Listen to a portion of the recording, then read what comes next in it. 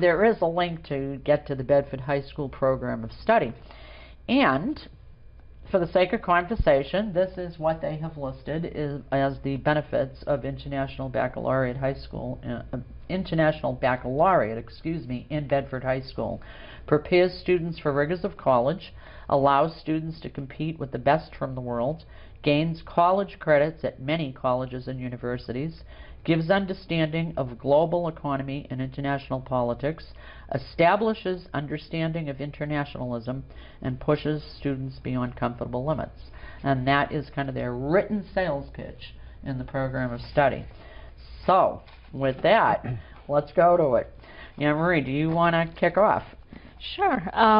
You know, I've researched this program, and it's been a controversy in many other school districts. It is in Merrimack Valley right now. Parents are starting to realize that they have International Baccalaureate in their school, and it's been in there for three years, and I don't even think a lot of them knew. So this as a controversy in Bedford doesn't surprise me, because when you start to look at the program itself, there's issues to it. I think there's good and bad in everything, and I think there can be some good in the program that you can find, without a doubt. However, there's a lot of controversy behind it too. We have the diploma program in Bedford, which is at the high school level for juniors and seniors. Merrimack Valley has it in the lower grades. It's a little different, and Representative Hill might be able to explain it a little bit better how it works in Merrimack Valley, since he represents the town. But the diploma program in the high school, you know, there's advantages and disadvantages. When I began looking at it, I kind of looked at it and thought, you know, it seems like a decent program. What could be wrong? I think when you start peeling back the layers, that's where people begin to see that, wait a second, there's a little more to this than what is sold. And interestingly enough, you know, the program's sold as a way of looking at all issues before making a decision. Yet when it's sold to districts, they only bring up the good parts of it, the good aspects of it. Mm-hmm. And it's never really fully vetted as far as looking at all the good and all the bad, and then making a decision. The program itself is a college prep program. However, if you take the higher level classes in the diploma program, you can possibly qualify for college credit. The issue is more about, what I have found is the issues that individuals have when it comes into their district are the cost. This is a very expensive program. The pedagogy, how it's taught. They use constructivism, and constructivism is a way of kind of, instead of the teacher teaching, this teacher becomes a facilitator and facilitates the learning. And it's a way of, they're told that, you know, kids can learn this way, and that it develops critical thinking. I've heard from many parents where this is not working for their children.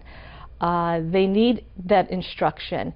Doesn't mean that you can't dialogue with the class. Mm-hmm. It simply means that they need more structure, they need more instruction. There are studies, not particularly on IB, but on constructivism in the classroom, that show that over time your children actually begin to fall behind because it's so time consuming. A lot of projects, you work on a lot of projects, and so what could take maybe 2 weeks to get through maybe a couple of chapters in a book or go through concepts could take quite a bit longer if you're working on it as a project. So there's a lot of group learning, and that might work for for some students, but for a lot of students it doesn't work. And I think Dave will probably touch on that later. Another aspect is the political aspect. There is clearly a political agenda within this program. This is not something that they keep hidden. You can go to the IB website and you can see at their website all of the United Nations connections in the agenda. Right, so it's not something that, was originally formed as part of UNESCO, wasn't it? Right, right. It's interesting because the IBO, the organization in Switzerland, which is where they're headquartered, has the exact same address as UNESCO. Is that right? Yes. I didn't pick up on that. Yes, yes. Wow. So one of the concerns, I think, with one of the reasons why this bill was brought forward, one of the concerns was the privacy issue. All of the student information data could possibly be going overseas. Where is that going? that's one of the concerns. But the political aspect, and I can give you a couple examples. One of the things that the IBO promotes through this program is the United Nations Declaration of Human Rights. And if you read that document, it specifically states that human rights, as they determine it, that they are the judge of what constitutes of human rights. It cannot go against what the United Nations deems as a human right. Well, that's fundamentally different from what we have in this country. Our individual rights are not dictated by the government. And so it's a completely different philosophy. I've compared what they're promoting to what the Constitution of Cuba promotes. Yes, you have rights in Cuba, but only what they grant you. Mm-hmm. So it's mm-hmm. a completely different philosophy. It's a complete, it undermines what we as a country believe in, one of our values. And that's, I think, what concerns a lot of parents. What are they teaching? I've asked our school board many a times, how is this being taught? Never have received an answer. How is this being? And I think when you don't address these issues, then it's left out there. And so when you have state representatives on a House Education Committee reading this, mm-hmm. and nobody's ever addressed this in our schools, what are they supposed to think? You assume what they promote is what's being done in the schools. You don't assume otherwise. Another example would be at their website in the lower grades, Agenda 21, the United Nations Agenda 21. There's, there's a bill at the State House right now to study Agenda 21 because it specifically wants to limit personal property rights. So these, I saw that. Right, so these are things that go completely against the foundation of this country. And any student who is not well formed in our original documents, our founding fathers, are easily going to be misled if this is what is being presented in the classroom. Less than 25% of American students passed proficiency level on the National Assessment in History. So we have over 75% of our students in this country who do not know basic history. American history. So you present this program that does not teach U.S. history, mm-hmm. does not focus on U.S. history, does not value our freedoms and our liberty the way you would expect it to be presented in a U.S. history class, then we run the risk of having these kids graduate completely ignorant and illiterate of what this country was founded upon.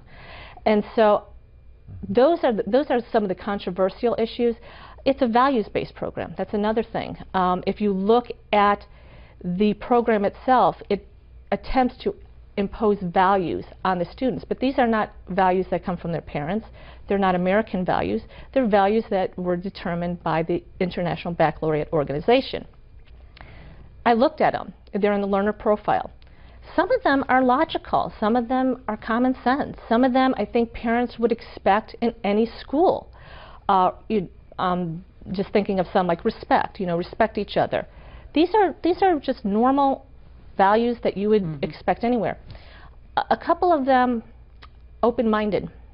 Are you open-minded enough? And students are judged and graded on this. Are you tolerant enough? And what does this mean? I mean, what do you mean, am I tolerant enough? Because, I think parents are concerned, where does this take the student? And should this be my values? And should this be the community values? There's such a focus on political issues, political action. This is a political action type of program. It's a call to action. And as someone who is involved in the political process, I love that. I love the fact that people are engaged politically. But is this what the purpose of a school system is set up mm-hmm. to do?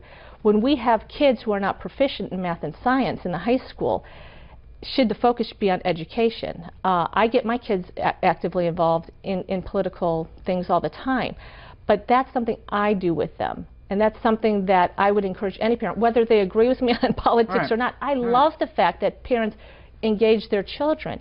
But when you're shifting focus, when the focus in the classroom becomes, this is the issue, now you take action on it. I had an IB teacher who actually teaches in New Hampshire. She no longer teaches in an IB school. She used to teach, 4th grade level IB. And she said something interesting to me one day. She said, you know, Ann Marie, she said, I'm getting these kids to take action on issues they know nothing about. They really don't, you know, if you are talking about, you know, the water cycle, you know, in science class, you know, she's trying to teach them about the water cycle, and now we're going to take, you know, action on something, you know, environmental. They really don't even know, you know, a lot of these kids don't even know how to, yeah, they don't know how to multiply fractions yet. That, you know, from the very beginning, it's take action, take action, take action, and these are the issues. And I think maybe, you know, when you get to the high school level, they are a little more mature, and maybe they are capable of doing some of that. But when you're talking about global warming, for instance, we can't even get PhD scientists to agree on that. And now you have students who do not even have the foundation in science weighing in. And I'm not opposed to weighing in, because I think, you know, you make your best judgments and you weigh in. But is this really, should this really be part of the structure when we have such a deficit in education, you know? Well, I know a lot of people have stated they feel as though it's one more experiment, if you will, or going even further, not an experiment, but an actual effort in social engineering, human engineering. Would you agree with that? Yeah, I can see that criticism. I can definitely see that criticism, and I do side with some of the educators that are, you know, seeing kids come into the school. Maybe they do lack a good foundation of values, but I also feel like if the school was structured and they had a discipline policy and there was good leadership in that school and the leadership was translated to the teachers, and you had a structured classroom, that you can get that. You can get where you promote honesty, or those kind of, I think, community values that everybody can agree on. When it goes to political values or more controversial values that maybe not everybody shares, then I think you're starting to create controversy. And when you create controversy, this is a community school, this is a public school. They rely on public funding. And when you bring in something this controversial and this divisive, you know, you run the risk. You know, for 2 years we didn't approve of teacher raises in the school. You know, we did just recently. And I sit here sometimes and I wonder, you know, a divisive program that's in the school, how is that going to impact the school financially? You know, those are things that can't possibly work in their favor.